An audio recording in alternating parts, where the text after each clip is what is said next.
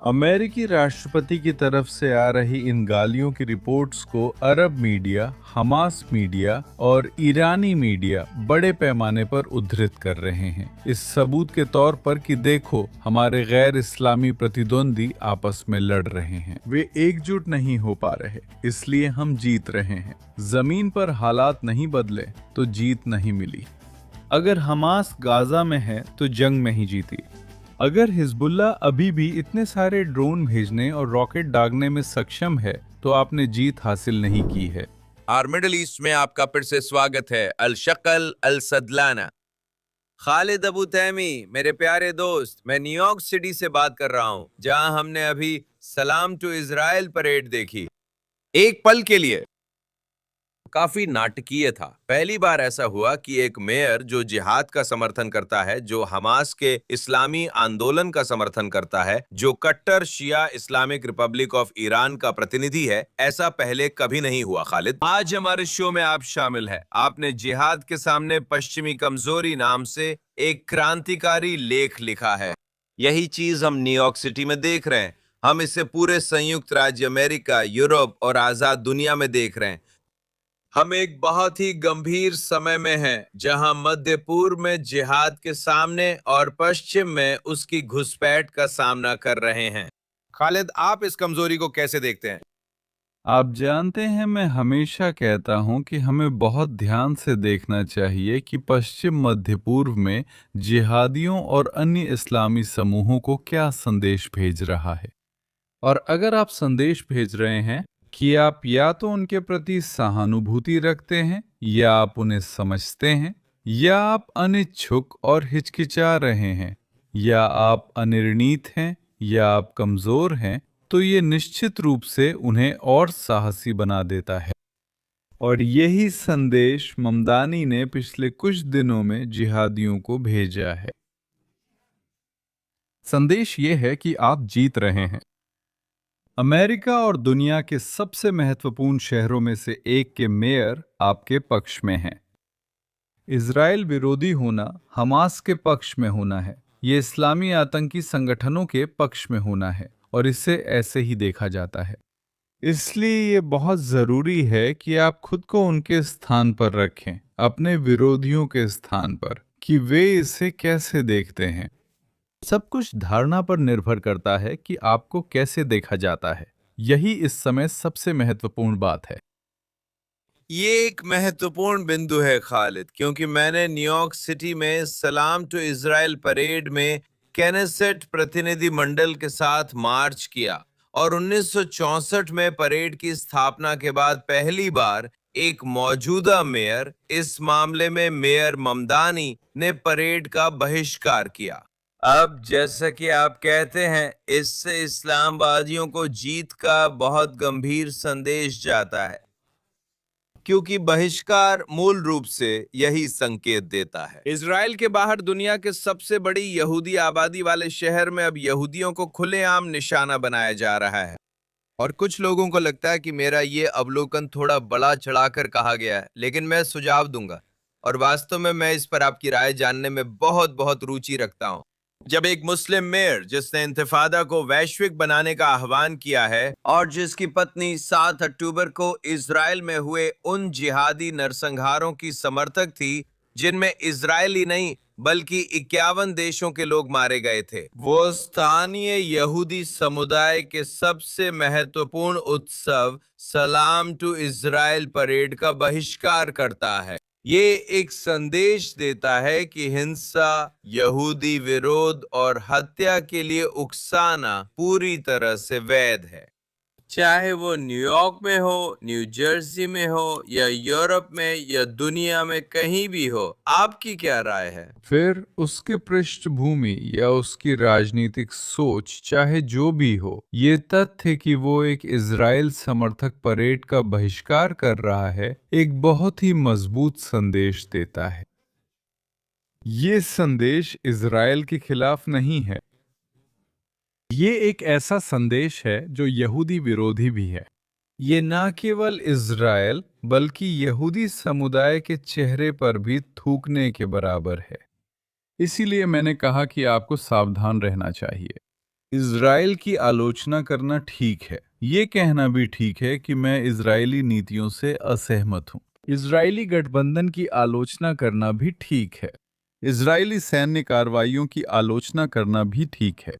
लेकिन जब आप इससे एक कदम आगे बढ़ते हैं और बहिष्कार और निवेश वापसी में शामिल होते हैं और आप शुरू करते हैं इज़राइल विरोधी विचारों और प्रचार को फैलाना, तो ये बहुत मुश्किल हो जाता है। ये इज़राइल के दुश्मनों के हाथों में खेलता है। इसी वजह से हमें बहुत सावधानी रखनी चाहिए। मैंने कहा था, हमेशा देखें कि सामने वाला आपको कैसे देखता है। मुझे नहीं समझ आता कि बहिष्कार, निवेश वापसी और प्रतिबंध शांति व सह अस्तित्व कैसे बढ़ाते हैं। मैं हमेशा तर्क देता हूं कि बहिष्कार और निवेश वापसी कहीं से भी हो नुकसान पहुंचाते हैं और उल्टा असर करते हैं। उदाहरण के लिए, फिलिस्तीनियों से ये कहना कि वे इजरायली उत्पादों, इजरायली दूध और इजरायली चीज का बहिष्कार करें बिना उन्हें कोई विकल्प दिए, ये फिलिस्तीन समर्थक नहीं है, ये सिर्फ इजराइल विरोधी है। फिलिस्तीनियों से ये कहना कि वे इजराइल के अंदर काम करना छोड़ दें, ये हास्यास्पद है, क्योंकि आप उन्हें इसके बदले क्या दे रहे हैं। अगर आप फिलिस्तीनियों को इजराइल में काम नहीं करने देना चाहते, तो विकल्प दें। लेकिन कुछ पश्चिमी लोगों के लिए न्यूयॉर्क, यूरोप और पूरे पश्चिमी दुनिया में बैठकर फिलिस्तीनियों को ये उपदेश देना बहुत आसान है कि उनके लिए क्या अच्छा है और क्या बुरा। अगर आप फिलिस्तीनियों की मदद करना चाहते हैं तो सकारात्मक पहल शुरू करें। बहिष्कार के बजाय यहूदियों और अरबों को करीब लाने की कोशिश करें, वही मददगार है। हम नकारात्मक अभियानों से तंग आ चुके हैं। नकारात्मक अभियान सिर्फ मध्य पूर्व के कट्टरपंथियों का हौसला बढ़ाते हैं। बिल्कुल सही खालिद। और जब हम बहिष्कार से आगे बढ़कर, जैसा कि आप जानते हैं, यहूदियों और अरबों के बीच सहयोग की एक पहल को अपनाते हैं, तो बात बदल जाती है। जब जिहादी कमजोरी की बू सूंघते हैं, जैसे कि वर्तमान समय में इस्लामी गणराज्य ईरान और उसके सामने संयुक्त राज्य अमेरिका, जहां वॉशिंगटन से उलझन भरे संदेश आ रहे हैं, तब क्या होता है? एक तरफ राष्ट्रपति ट्रंप इस्लामी शासन की अर्थव्यवस्था का गला घोट रहे हैं, उनकी आय और बिक्री को इस हद तक छीन रहे हैं कि हर महीने 15 अरब डॉलर की आय का नुकसान हो रहा है। दूसरी तरफ राष्ट्रपति जो संदेश भेज रहे हैं कि वो मुस्तफा खमेनी से मिलने के लिए तैयार हैं। उनके ट्रूथ सोशल और एक्स अकाउंट पर दिए गए बयानों के अनुसार वो हिजबुल्लाह से मिलने के लिए तैयार है। वो हिजबुल्लाह के नेताओं से अप्रत्यक्ष संपर्क में थे। उन्होंने कहा, मैंने प्रधानमंत्री नेतन्याहू से दहिया पड़ोस पर हमला न करने को कहा और उन्होंने सहमति दी। ये सब ईरान की सरकार को कमजोरी जैसा लगता है। बिल्कुल सही डैन। जो हम अभी देख रहे हैं वो एक तरह का नाटक है, क्योंकि ईरानी और उनके प्रॉक्सी गुट वे ट्रंप की इन विरोधाभासी बातों को देख रहे हैं। वे देख रहे हैं, आप जानते हैं, एक ऐसे राष्ट्रपति को जो बहुत हिचकिचा रहे हैं। वे ऐसे राष्ट्रपति को देख रहे हैं जो सुबह कुछ और, शाम को बिल्कुल अलग बात कहते हैं। वे ऐसे राष्ट्रपति को देख रहे हैं जो कई खोखले वादे कर रहे हैं। वे एक ऐसे राष्ट्रपति को देख रहे हैं जो खुलेआम और सार्वजनिक रूप से, आप जानते हैं, अमेरिका के सबसे महत्वपूर्ण सहयोगी के प्रधानमंत्री पर हमला कर रहे हैं। और वे कहते हैं कि वे संतुष्टि के साथ अपने हाथ मल रहे हैं, कह रहे हैं, ये शानदार है। आप जानते हैं, ये वास्तव में हमारी मदद करता है। ये वास्तव में दिखाता है कि हम जीत रहे हैं। ये दिखाता है कि आप जानते हैं, अमेरिका कमजोर है। जो हम अभी देख रहे हैं वह वास्तव में मध्य पूर्व में अमेरिका की विश्वसनीयता को नुकसान नहीं पहुंचाता। अगर आप युद्ध शुरू करना चाहते हैं तो आपको उसे खत्म भी करना होगा, और आप बस सभी मोर्चे खुले रखकर जीत का दावा नहीं कर सकते। अगर आप नहीं जीतते तो इसका मतलब है कि हमास, ईरान और हिजबुल्लाह जीत गए, तो आपको फैसला करना होगा। आप चीजों को अधर में नहीं छोड़ सकते। इससे गलत संदेश जाता है। और वैसे ही बात इजराइल पर भी लागू होती है। इसी वजह से मैं बार बार कहता हूं, आप जानते हैं, मैं देख रहा हूं कि हमास, हिजबुल्लाह, ईरानी शासन और उनके समर्थक क्या कह रहे हैं। वे देख रहे हैं और कह रहे हैं, आपने ईरान पर हमला किया, पर ईरानी शासन अब भी वही है। आप हमास से छुटकारा पाने की कोशिश करते हैं, लेकिन वह अब भी है। आप हिजबुल्लाह को निरस्त करने और उससे छुटकारा पाने की कोशिश करते हैं, लेकिन हिजबुल्लाह अभी भी वही है। तो अगर आप पूरी तरह से जीत हासिल नहीं कर रहे हैं तो ये एक समस्या है, और इसके लिए धैर्य चाहिए, जो कि पश्चिमी नीति निर्माताओं में नहीं होता। आज गेटस्टोन इंस्टीट्यूट में अपने लेख में मैंने कहा, पश्चिमी लोगों को मध्य पूर्व के लोगों से धैर्य के बारे में सीखना चाहिए। पश्चिमी लोग जादुई समाधान चाहते हैं, वे त्वरित समाधान चाहते हैं, और ये ऐसी चीज है जो आपको मध्य पूर्व में नहीं मिलेगी। मध्य पूर्व में जो लोग धैर्यवान होते हैं वही जीतते हैं। आखिरकार वही लोग जीत का दावा करते हैं, वही विजेता बनते हैं। लेकिन मैं व्यक्तिगत रूप से बहुत चिंतित हूं, क्योंकि मुझे अमेरिका या इजराइल की जीत नजर नहीं आ रही है, और मैं भी इन रिपोर्टों से परेशान हूं, जिनमें राष्ट्रपति ट्रंप और इजराइल के प्रधानमंत्री के बीच सार्वजनिक असहमति या विवाद की बात कही जा रही है। ये फिर से ईरानी शासन और उसके प्रॉक्सी गुटों को ये संदेश देता है कि उनकी नज़र में चीजें सही दिशा में जा रही हैं। उनका सपना हमेशा से इजराइल और संयुक्त राज्य अमेरिका के बीच दरार पैदा करना रहा है, और ये रिपोर्ट्स कि आप जानते हैं, अमेरिकी राष्ट्रपति की तरफ से गालियां आ रही हैं किसी गर्मा गर्म विवाद के बारे में, विवादास्पद फोन कॉल्स, और ये सभी बयान जो हम देख रहे हैं, इन्हें अरब मीडिया, हमास मीडिया और ईरानी मीडिया द्वारा बड़े पैमाने पर उद्धृत किया जा रहा है, और इन्हें इस बात के सबूत के तौर पर पेश किया जा रहा है कि देखो, हमारे गैर इस्लामिक या गैर मुस्लिम प्रतिद्वंदी आपस में ही लड़ रहे हैं, वे खुद को भी एकजुट नहीं कर पा रहे हैं, वे एक नहीं हैं, और इसी वजह से हम जीत रहे हैं। और ये भविष्य में और अधिक जिहादियों की भर्ती के लिए उपजाऊ जमीन तैयार करता है। ये एक बहुत ही खतरनाक बात है जिसे पश्चिमी देशों के लोगों को ध्यान में रखना चाहिए। खालिद, आइए इस कमजोरी बनाम जीत की अवधारणा को अमेरिकी या पश्चिमी दृष्टिकोण और अरब या पूर्वी दृष्टिकोण से समझते हैं। एक पश्चिमी व्यक्ति के रूप में वे कहेंगे, रुको एक सेकेंड, राष्ट्रपति ट्रंप ने कहा है और संयुक्त राज्य अमेरिका के युद्ध सचिव पीट हेग्सेथ ने कहा है। हम संयुक्त राज्य अमेरिका ने ईरानी शासन की वायुसेना को नष्ट कर दिया है। नौसेना, उन्होंने उनकी मिसाइल क्षमताओं को मान लीजिए 70% तक कम कर दिया है। उन्होंने हर तरह की मिसाइल डिपो खत्म कर दिए हैं। उन्होंने नई मिसाइलें और ड्रोन बनाने की क्षमता, साथ ही यूरेनियम समृद्ध करने की क्षमता भी खत्म कर दी है। हम जानते हैं कि जून 2025 में मिडनाइट हैमर ऑपरेशन से इसका मतलब है कि ईरानी शासन की क्षमताओं का काफी हद तक वास्तविक विनाश हुआ है। अब ये कहने के बाद ईरानी शासन के नजरिए से, जैसा कि आपने कहा, वे अभी भी टिके हुए हैं, वे अभी भी धमकी दे रहे हैं, वे अभी भी हमला कर रहे हैं। उन्होंने अभी कुवैत अंतर्राष्ट्रीय हवाई अड्डे पर हमला किया है, जो प्रतीकात्मक रूप से बहुत महत्वपूर्ण है। ये उनके लिए एक अविश्वसनीय घटनाक्रम है, खासकर जब वे तस्वीरें पूरी दुनिया में फैल रही हैं। ये हवाई यात्रा पर निर्भर करता है, क्योंकि आप जानते हैं, न सिर्फ पर्यटन के लिए बल्कि हर तरह के सामान और सामग्री के परिवहन के लिए भी, वगैरह वगैरह। उन्होंने यूएई पर हमला किया है, उन्होंने सऊदी अरब पर हमला किया है, ईरानियों ने बहरीन पर हमला किया है। तो उनकी नजर में वे जीत रहे हैं, और वे ऐसे ही बोल भी रहे हैं जैसे वे जीत रहे हों।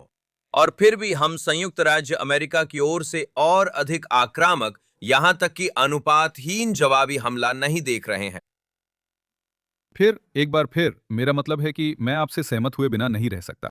उनके लिए जीत का मतलब है जीवित रहना, और अगर आप बच जाते हैं तो आपने जीत हासिल कर ली है।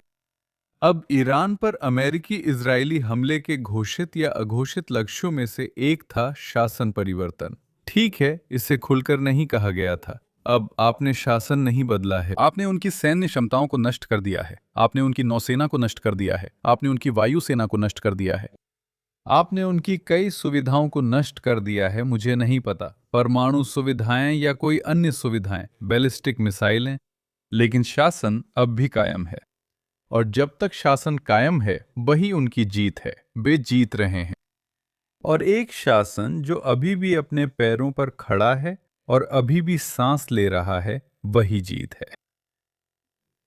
अगर ये शासन अभी भी कुवैत अंतर्राष्ट्रीय हवाई अड्डे को निशाना बनाने और अपने अरब पड़ोसियों को धमकाने में सक्षम है, और अगर ये शासन हिजबुल्लाह को ड्रोन और हथियारों की आपूर्ति जारी रख सकता है, और अगर ये शासन वित्तीय सहायता या शायद सैन्य सहायता भी गजा में हमास को दे रहा है, तो वो जीत कहाँ है जिसके बारे में राष्ट्रपति ट्रंप बात कर रहे हैं?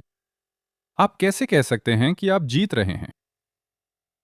और आपने उनकी सैन्य क्षमताओं को नष्ट कर दिया है, जब वे अभी भी कुवैत हवाई अड्डे पर एक रॉकेट दागने में सक्षम है। चीजों को प्रतीकात्मक रूप में भी मापा जाता है।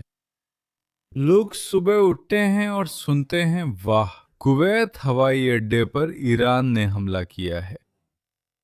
इससे क्या संदेश जाता है? कि ईरानी शासन अभी भी वहां है, ईरानी शासन अभी भी, आप जानते हैं, अपने पड़ोसियों को धमकी देने में सक्षम है। और ईरानी शासन और उसकी विचारधारा अभी भी वहां मौजूद है।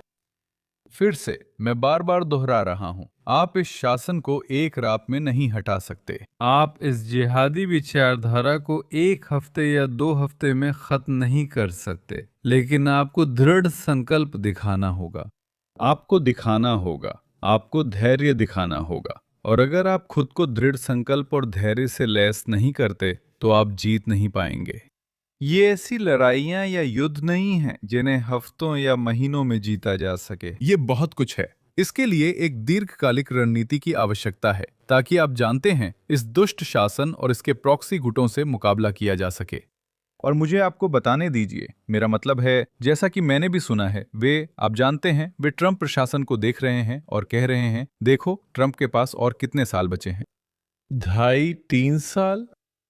ठीक है, हम धैर्यवान हैं, वो जाएगा, एक और प्रशासन आएगा और अमेरिका की नीति अलग होगी, हम पर दबाव कम हो जाएगा।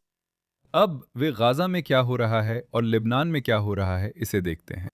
हमें कितनी बार बताया गया कि आप जानते हैं, बोर्ड ऑफ पीस हमास को निरस्त करने के लिए काम करेगा। शांति बोर्ड हमास पर दबाव डालेगा कि वो एक अलग सरकार, जिसे तकनीकी सरकार कहा जाता है, को गाजा की सत्ता संभालने दे।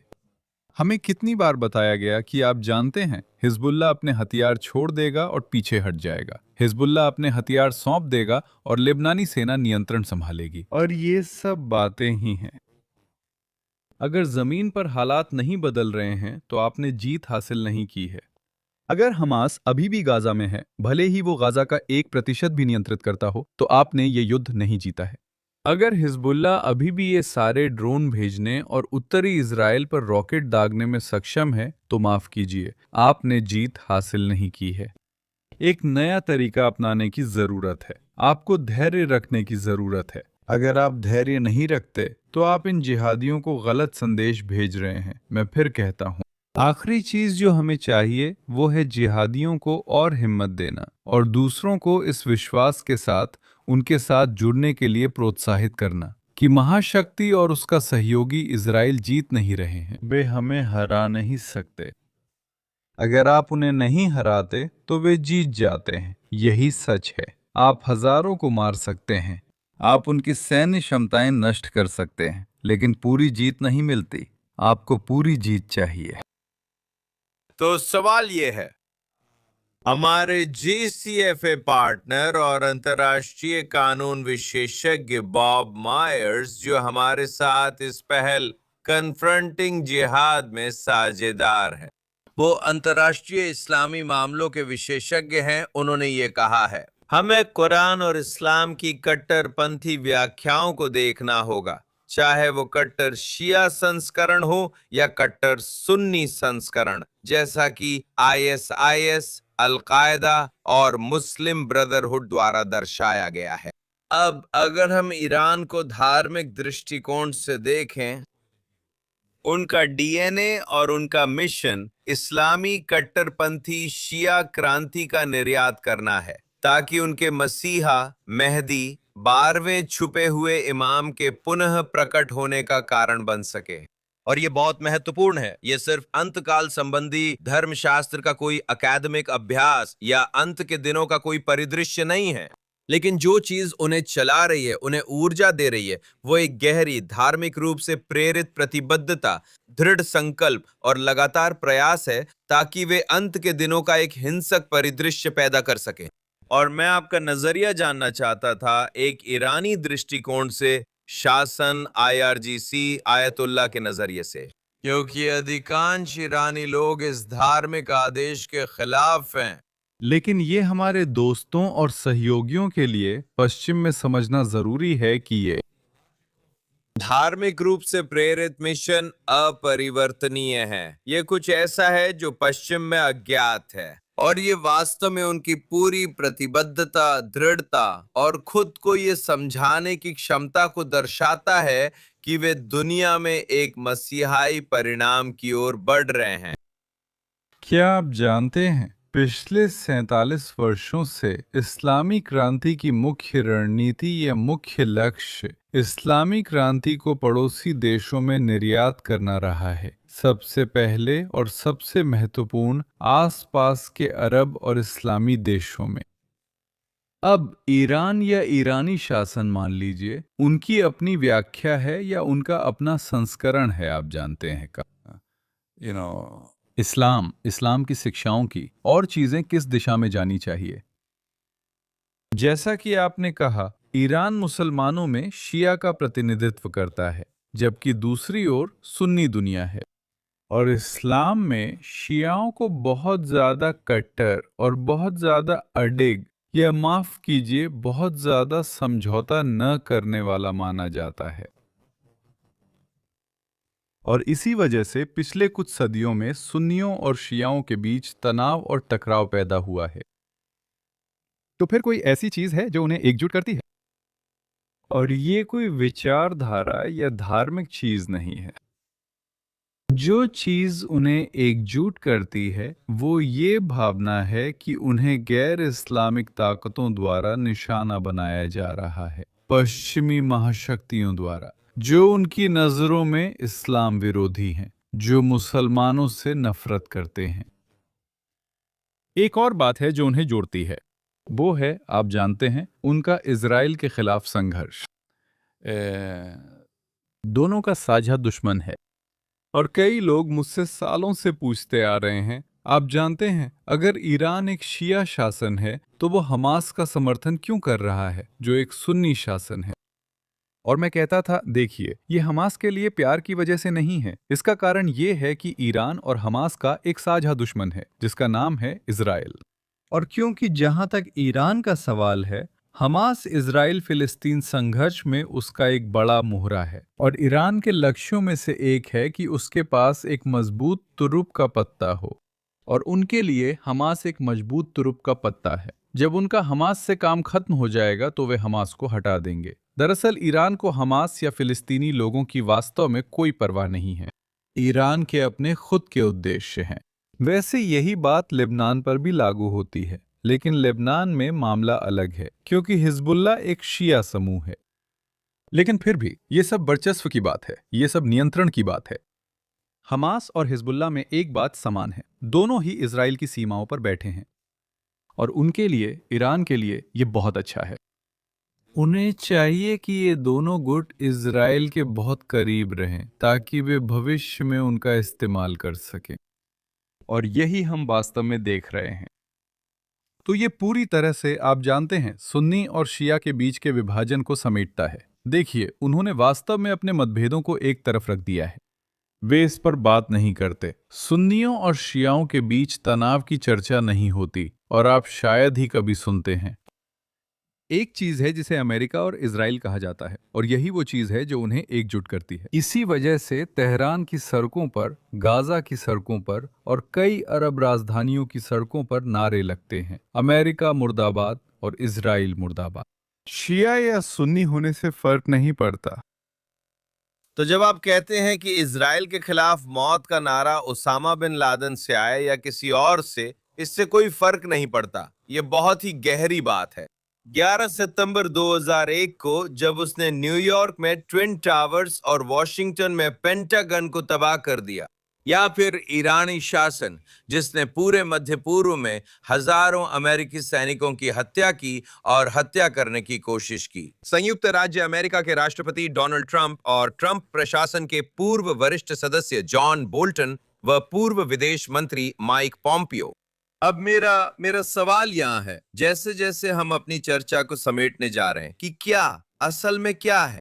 जब ओसामा बिन लादेन कहते हैं कि हमें जायोनिस्ट क्रूसेडर गठबंधन को नष्ट करना चाहिए, तो उसमें एक फर्क है।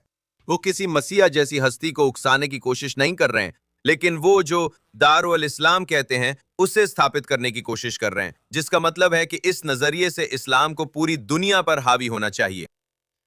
हाँ, देखिए, जब ओसामा बिन लादेन और दूसरे, और मैं ये बाकी इस्लामी संगठनों के नेताओं से भी सुनता हूँ, जब वे जायनिस्ट्स और क्रूसेडर्स की बात करते हैं, तो क्रूसेडर्स कौन हैं? सबसे पहले जायनिस्ट्स इजराइल हैं। क्रूसेडर्स वे लोग हैं जो यहूदी नहीं हैं, मुसलमान नहीं हैं, लेकिन इजराइल और यहूदियों या इस मामले में जायोनिस्ट्स के समर्थक हैं।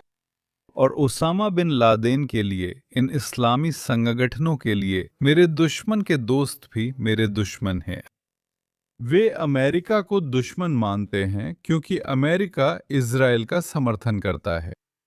वे लंबे समय से कह रहे हैं कि अगर अमेरिका न होता तो हम इजराइल को नष्ट कर सकते थे। वे अमेरिका और पश्चिम को अपने इजराइल को नष्ट करने के जिहाद के रास्ते में एक बाधा के रूप में देखते हैं। और यही एक कारण है कि वे इस लड़ाई को केवल इजराइल के खिलाफ नहीं देखते। और फिर से आपकी बात पर आते हुए, अगर आप बड़े चित्र को देखें, ये केवल अरब और मुस्लिम देशों में ही नहीं, बल्कि पूरी दुनिया में अपने इस्लाम के संस्करण को फैलाने के बारे में है और दूसरों को या तो इस्लाम के अधीन करने या धर्म परिवर्तन के लिए मजबूर करने के बारे में है। ये लोग अभी भी पैगंबर मोहम्मद के युग में जी रहे हैं, गैर मुसलमानों या इस मामले में काफिरों के खिलाफ युद्ध छेड़ रहे हैं ताकि इस्लाम फैलाया जा सके, इस्लामी खिलाफत बनाई जा सके। यही इनका अंतिम लक्ष्य है। वे एक ऐसी दुनिया की कल्पना करते हैं जहां हर कोई खलीफा के अधीन रहता हो, मुस्लिम शासक के अधीन, और जहां कुछ गैर मुसलमानों को इस देश में अल्पसंख्यक के रूप में रहने की अनुमति दी जा सकती है। लेकिन सबसे पहली प्राथमिकता ये होनी चाहिए कि उन सभी को इस्लाम में धर्मांतरित किया जाए। तो वे चीजों को इसी तरह देखते हैं। यही उनकी असली आस्था है, यही उनकी रणनीति है, और यही वो विचारधारा है जिसके बारे में हम बात कर रहे हैं। और फिर से इससे कोई फर्क नहीं पड़ता कि वो शिया है या सुन्नी। ये एक सामान्य विश्वास है जिसमें वे गहराई से विश्वास करते हैं और जिसके लिए वे पूरी तरह से प्रतिबद्ध हैं। तो आखिरी सवाल, अगर सुन्नी कट्टरपंथी और कट्टर शिया गैर विश्वासियों के खिलाफ जिहाद के इस मेल के लिए प्रतिबद्ध हैं, मतलब ईसाई, यहूदी और यहाँ तक कि सभी बहाई, कोई भी अन्य धर्म, द्रूज, आप जानते हैं, कुर्द, कोई भी अन्य लोग जो खुद को मुस्लिम के रूप में परिभाषित नहीं करते, जिस छवि में वे इसे देखते हैं, जिहादियों के नजरिए से हम जीत को कैसे परिभाषित करते हैं? उन्हें क्या चीज ये मानने के लिए राजी करेगी कि वे हार गए हैं? सबसे पहले आपको उनके खिलाफ लगातार युद्ध छेड़ना होगा। आपको उन पर लगातार वार करते रहना होगा। आपको उनके खिलाफ अपना अभियान जारी रखना होगा, चाहे वो सैन्य अभियान हो या आर्थिक अभियान। आपको उनसे कई स्तरों पर लड़ना होगा। आपको उन्हें कमजोर करना होगा। आपको उनके पीछे 24 घंटे लगातार लगे रहना होगा। आपको दूसरों को दिखाना होगा कि वे हार रहे हैं।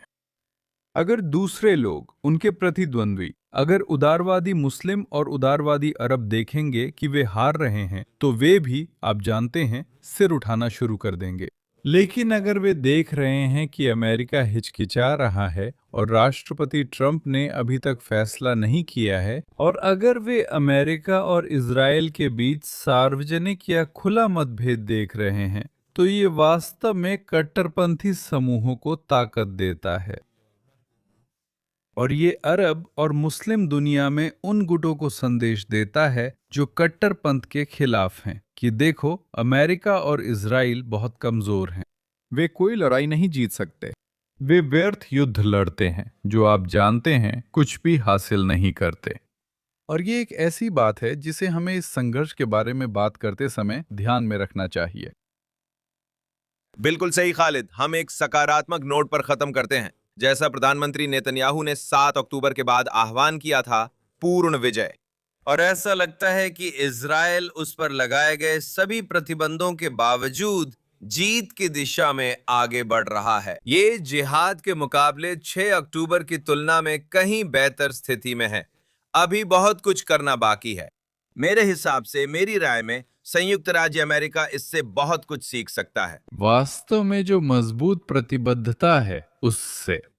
निश्चित रूप से इस प्रधानमंत्री की अपने दुश्मनों को हराने के लिए, चाहे गाजा में हमास के सामने, चाहे सीरिया में जिहादियों के सामने, चाहे लेबनान में हिजबुल्लाह के सामने, चाहे यमन में ईरान समर्थित हौथियों के सामने, या चाहे इराक में वहां की ईरानी मिलिशिया के सामने, तो हमारे पास ये जिहाद का ऑक्टोपस है जो पूरे मध्य पूर्व में फैल रहा है और मध्य पूर्व को जिहाद से धमका रहा है। सिर्फ पश्चिमी नहीं, तो ये वाकई एक ऐसा मुद्दा है जिसे हमें बहुत करीब से देखना होगा। और हम वाकई अपने प्रिय मित्र और सहयोगी बॉब मायर्स का धन्यवाद करना चाहते हैं, जिन्होंने अपनी नेतृत्व क्षमता और साझेदारी से हमें जिहाद का सामना करने की दिशा में आगे बढ़ने में सच में मदद की है। आपकी आखिरी टिप्पणी, आपका अंतिम विचार, आपकी राय खालिद अबू तालिब। तो फिर एक बार फिर मेरा मतलब है, इस चर्चा को समेटते हुए मैं बार बार यही कहता हूं कि हमें मध्य पूर्व में जो कुछ हो रहा है उसके प्रति जागरूक रहना चाहिए। मैं चाहता हूं कि अमेरिका और पश्चिमी देशों के लोग जो मध्य पूर्व से जुड़े हुए हैं वे भी ये देखें। मैं चाहता हूं कि वे लोग मध्य पूर्व की संस्कृति को समझें, भाषा को समझें, सोच को समझें।